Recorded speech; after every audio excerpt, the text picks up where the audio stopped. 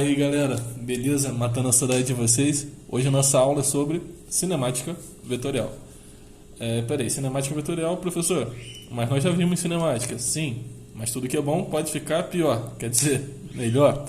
Agora nós vamos adicionar vetores aí para vocês. Vetor, tá. O que é um vetor? O vetor pode ser dito como uma seta. Mas eu prefiro dizer que o vetor ele é um número mais completo. Como assim um número mais completo? Um vetor ele vai possuir módulo, direção e sentido. E eu sempre posso representar um vetor graficamente como uma seta que liga um ponto da origem a outro lugar no espaço. Então, por exemplo, posso ter esse vetor aqui A. E sempre que você vê uma letra com uma setinha em cima, significa que essa letrinha representa um vetor. Esse vetor A, ele tem um módulo, o módulo dele é o tamanho, ele tem direção, aqui a sua direção está na diagonal, no sentido, né? No sentido de baixo para cima, você pode falar assim. Muitas vezes eles utilizam a direção como sul, norte, sudoeste. Para quem é bom de geografia isso ajuda, mas para nós de exatas não ajuda tanto. E olha só, como assim ele é um número mais completo? Imagine que eu tenha um carro se movendo a 60 km por hora. O que isso significa para você? Que eu tenho um carro a 60 km por hora, mas você não sabe para onde ele está vindo, de onde ele vem. E se eu falo o seguinte, eu tenho um vetor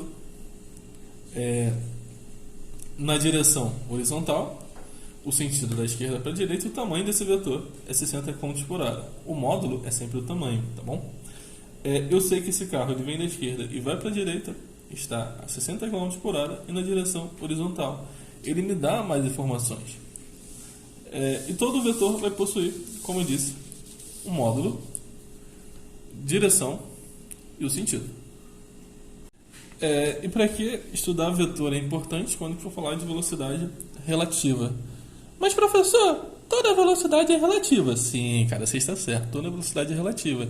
Nesse exato momento, a tela do seu computador ou do seu telefone na sua frente pode estar parada ou pode estar se movendo. Tudo vai depender de um referencial. Então, quando a gente está fazendo cinemática, geralmente a gente calcula um referencial.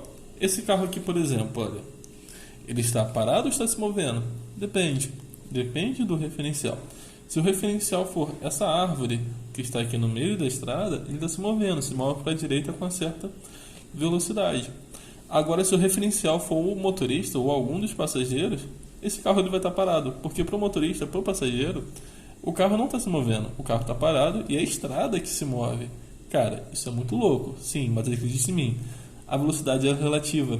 Então você tem que deixar de ser um pouco egoísta e sair do problema e analisar tudo do referencial que se pede.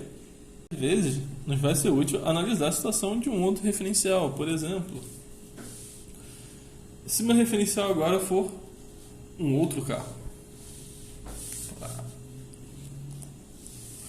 Então eu tenho dois carros, um se movendo para a direita, o outro se move para a esquerda. O cara que está aqui dentro desse carro, desse Fusca azul, ele enxerga o outro carro se aproximando com a velocidade bem maior em relação a um ponto aqui na pista, em relação a essa pedra. Aqui. Então, esse Fusca ele tem uma velocidade em relação a essa pedra para a direita, e esse carro vermelho ele tem uma velocidade em relação a essa pedra que está aqui parada no meio da pista para a esquerda. Só que o cara que está aqui dentro vê se aproximando de uma maneira muito mais rápida do que o normal. E o cara que está nesse carro vê esse aqui se aproximando de uma maneira muito mais rápida. Então, um exemplo, se esse carro está indo para a direita a 40 km por hora e esse daqui está indo para a esquerda a 60 km por hora, para o cara que está aqui dentro, para o motorista, ele está parado, certo? Foi o exemplo que eu dei ali em cima. E se ele está parado, ele enxerga esse cara se movendo para ele a 100 km por hora. E da mesma coisa, o camarada que está dirigindo o carro vermelho. Para ele, o carro azul está se movendo na direção dele a uma velocidade de 100 km por hora. Mas existe outra situação. Pode acontecer dos dois estarem se movendo na mesma direção e no mesmo sentido. Reparem que aqui eu tenho uma Uno com uma escada de firma em cima. Ou seja, esse cara vai ganhar a corrida com certeza. Aqui é uma Ferrari, vai perder. Sabemos. Não precisa nem continuar, né? Mas olha só. Existe uma certa velocidade relativa. Supondo que esse carro aqui, se o carro azul esteja mais rápido, o carro vermelho, ele vê o carro azul se aproximando dele. Mas não com a velocidade real, não com a velocidade relativa a um objeto aqui no meio da estrada. Ele vê o carro azul se aproximando com a velocidade relativa. Então, se o vermelho está a 80 km por hora e o carro azul está a 100 km por hora, o vermelho vai enxergar o carro azul se aproximando dele a uma velocidade aproximadamente de 20 km por hora. Você já deve ter visto isso quando você está na estrada e você tem um carro do seu lado a exata velocidade que o seu. Para você, o que aparenta é que o carro do lado está parado. Parece que ele está ali do seu lado. E é verdade. Se você for o referencial, aquele carro do seu lado, ele não muda a posição em relação a você. Então, para você, ele vai estar parado. E aqui o carro azul, como que ele veria o carro vermelho? Para o carro azul, ele veria o carro vermelho se aproximando dele, indo aqui para a esquerda, a uma velocidade de 20 km por hora. Então, essa velocidade relativa, ela depende muito. Depende do quê? Se você tem dois objetos com sentidos opostos, se os sentidos são opostos, você soma as duas velocidades. Então, eu tenho aqui, olha, a velocidade A e a velocidade B são opostas. Esse tamanho todo aqui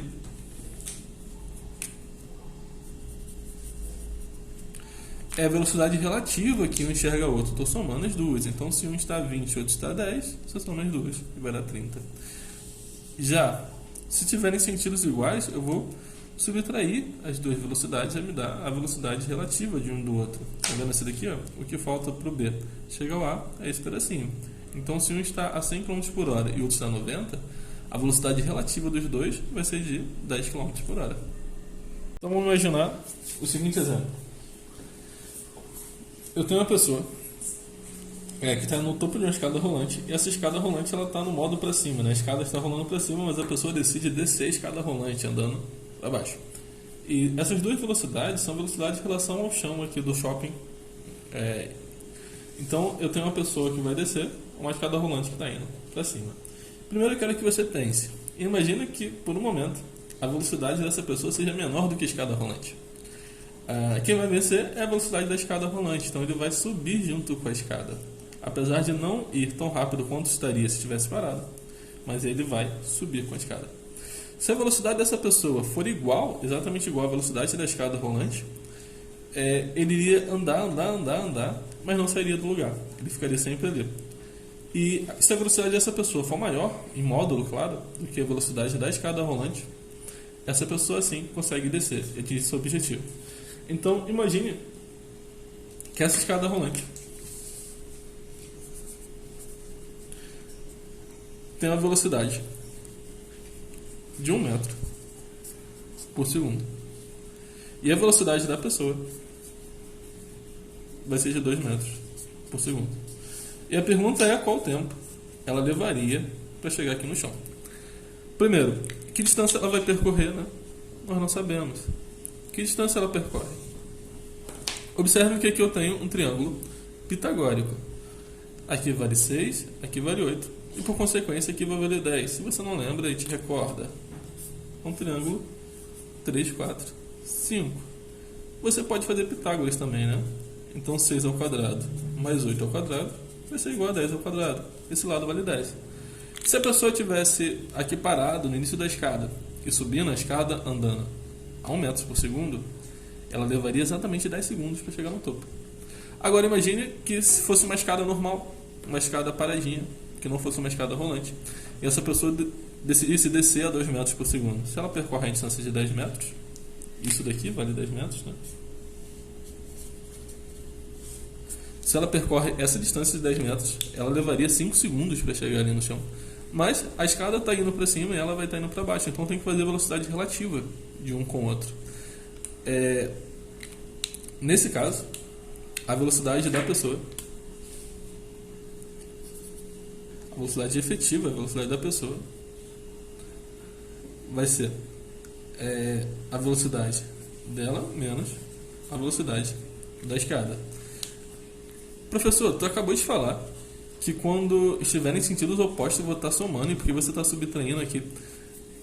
Primeiro, que a velocidade da escada apresenta a velocidade relativa a essa pessoa.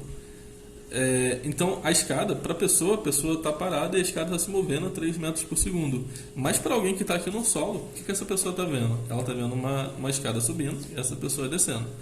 O que ela vai ver efetivamente? Ela vai ver essa pessoa andando a 2 menos 1 a 1 metro por segundo.